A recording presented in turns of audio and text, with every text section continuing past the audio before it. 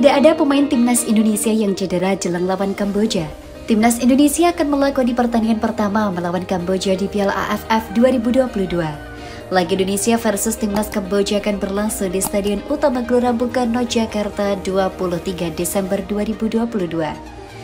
Pelatih timnas Indonesia, Sintayong, membeberkan kondisi terkini skuad besutannya sehari jelang pertandingan. Sosok asal Korea Selatan itu mengatakan bahwa semua pemain dalam kondisi fit. Persiapan matang pun sudah dilakukan oleh skuad berjuluk Garuda tersebut. Fahrudin Arianto CS telah menggelar training center di Bali kurang lebih selama 20 hari. Memang Piala AFF sudah mulai dari kemarin-kemarin, tapi bagi kita ini adalah pertandingan perdana besok.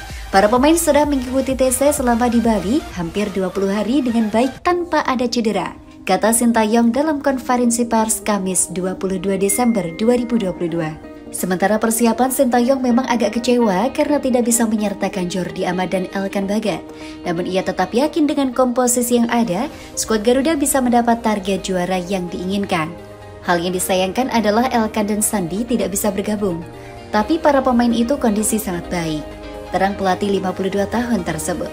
Saya percaya pemain bisa berjuang keras mulai pertandingan besok, sambungnya.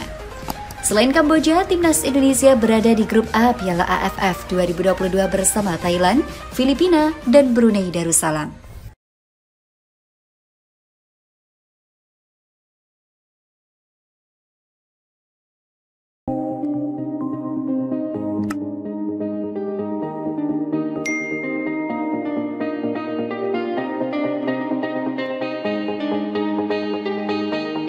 Empat pesepak bola murid ini batal dinaturalisasi untuk gabung ke timnas Indonesia U20. Program naturalisasi dilakukan oleh PSSI terhadap pesepak bola keturunan yang ada di Belanda atas permintaan Sintayong.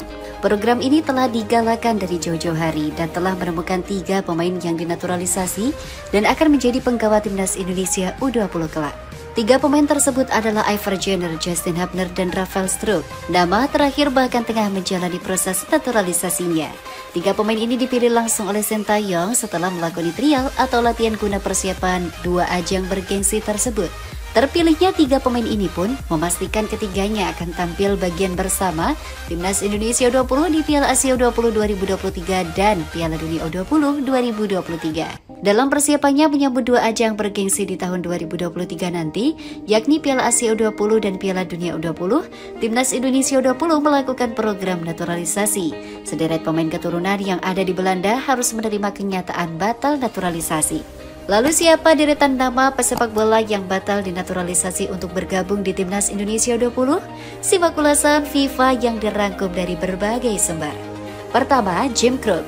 Jim Kruk merupakan pemain keturunan Indonesia angkatan pertama yang berlatih bersama Timnas Indonesia U20 sebelum Piala AFF U19 2022. Pemain yang berposisi sebagai striker itu tak mampu memuaskan Sintayong selama masa pelatihan Timnas Indonesia U20. Kedua, Kai Boham. Sama dengan Jim Kruk, Kai Boham juga sempat berlatih bersama Timnas Indonesia U20 sebelum Piala AFF U19 2022 di pertengahan tahun ini. Pemain yang berposisi sebagai bek tengah ini juga dinilai kurang mumpuni oleh Sintayong, sehingga Justin Hubner yang terpilih. Ketiga, Max Christoffel. Pemain William II U18 Max Christoffel juga merupakan pemain angkatan pertama yang berlatih bersama Timnas Indonesia U20. Bersama Jim Kruk dan Kai Boham, Max Christoffel gagal mencuri perhatian Sintayong dan menganggap kemampuannya sebagai bek kiri tak lebih dari para pemain lokal. Keempat, Zico Sore. Berbeda dengan 3 nama di daftar sebelumnya, Zico Sore baru bergabung dengan Timnas Indonesia U20 saat menjalani TC di Spanyol. Namun Sintayong mengambil keputusan cepat untuk tidak menaturalisasinya dan memilih Rafael Struijk yang datang bersama dengan pemain PEC Zwolle tersebut.